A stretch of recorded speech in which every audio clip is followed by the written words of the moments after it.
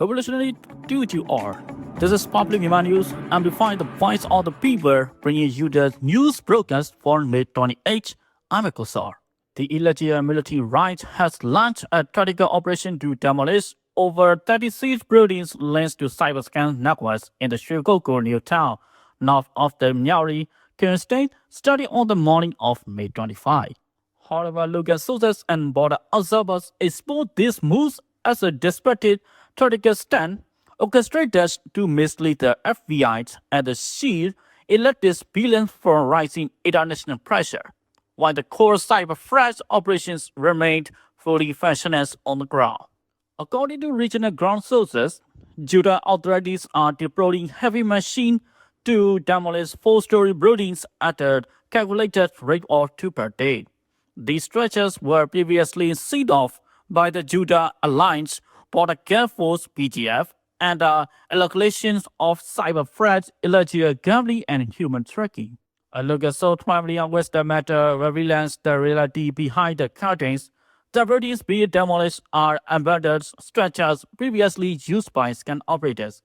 This destruction is a performance designed solely for international optics. The actual cyberscan candidates are still operating seamlessly. This is their standard playbook. They temporarily clear out during high-profile security, only to resume operations later. New scan readies are actively being constructed as we speak. Pressures has escalated sharply through 2024 and 2025 from international actors, including China, Japan, the eradication of border cybercrimes. Following the United States announcements establishing the Scam Center Strike Force to target transnational cybercrimes in Myanmar, the BGF abruptly declared a crackdown in Shwe on November 17, 2025. Border Express highlights that destroying a few dozen buildings out of hundreds is merely a smoke screen. The syndicates have rapidly adapted, diversifying their base across major mainland cities in Myanmar, moving deeper into Chinese networks or setting up heavily protected house right along the Thai border to escape accountability. Currently, the military Judah and BGF have heavily locked down Kokko, enforcing strict checkpoints and restricting the movement of local civilians.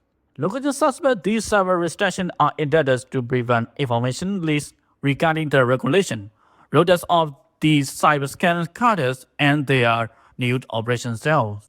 According to regional ground sources, since early 2026, cyberscan operations have significantly researched across Kokko, Nyari, and Methodale. Furthermore, numerous new scams have obviously emerged in areas including Tekate, Nitalimyai, Fleur, Chaukat, Songzimyai, and Piatongsu. To create a visual distraction, the military Judah, following its anti-scan draft law on May 14, demolished two abandoned structures in Kokko on May 25, announcing plans to destroy up 77 buildings. However, border sources highlight that the Judah is intentionally raiding only the Kianic controlled side of the Kokko for international optics, while completely leaving the cyberscan hubs inside the Democratic Team, Benefited Army, DKPA territory, and Daesh. Consequently, scan operators have rapidly expanded into these new cells. Notably, the notorious Titan scan centers, for which the United States government issued a $10 million body for information on April 23, are currently operating actively in the Chowkat area under DKPA territory. According to U.S. government reports, South Asia-based transitional organized crime organizations are aggressively targeting American citizens with large-scale cyber threat operations.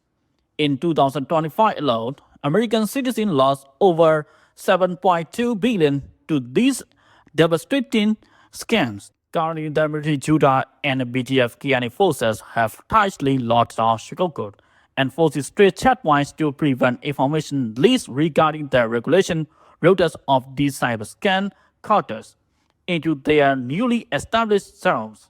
While the military rights attempts to dodge international sanctions and FBI security by stretching structure demolition, it remains that ultimate benefactors continue to reap billions in inflict revenge and Vibers from these translation and Christ networks.